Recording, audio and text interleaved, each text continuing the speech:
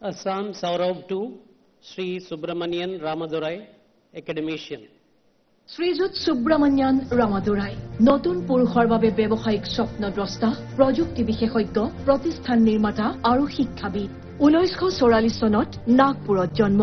উত্তৰ পুৰুষৰ উত্তৰণত অহৰ্নিশে ব্ৰতী এগৰাকী চিন্তানায়ক। নেশ্যনেল স্কিল ডেভেলপমেণ্ট এজেন্সি আৰু নেশ্যনেল স্কিল ডেভেলপমেণ্ট কৰ্পোৰেচনৰ প্ৰাক্তন অধ্যক্ষ, টাটা ষ্ট্ৰাইভৰ এডভাইজৰী বৰ্ডৰ অধ্যক্ষ, বম্বে ষ্টক এক্সচেঞ্জৰ অৱসৰপ্ৰাপ্ত অধ্যক্ষ। তেওঁ গঢ় দিছে মিছন কৰ্মযোগী ভাৰত আৰু national programme for civil services capacity building.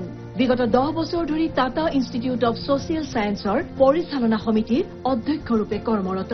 ইংলেণ্ডৰ ৰাণী এলিজাবেথ দ্বিতীয়ই commander of the order British Empire খিতাপ প্ৰদান কৰিছিল।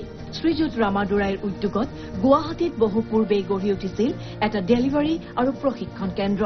অসমক সদায় অগ্ৰাধিকাৰ প্ৰদান কৰি এছ ৰামাদুৰায়ে ৰাজ্যৰ ITI-সমূহক অত্যাধুনিক ৰূপত গঢ় দিবলৈ সক্ষম হয়। টাটা ষ্ট্ৰাইভৰ জৰিয়তে নতুন পুৰুষৰ মাজত থকা সম্ভাৱনীয়তা আৰু উদ্ভাৱনী ক্ষমতাৰ বিকাশৰ দিশত আগবঢ়োৱা অৱদানে তেওঁক ৰূপান্তৰ কৰিছে প্ৰগতিৰ দেৱদূতলৈ।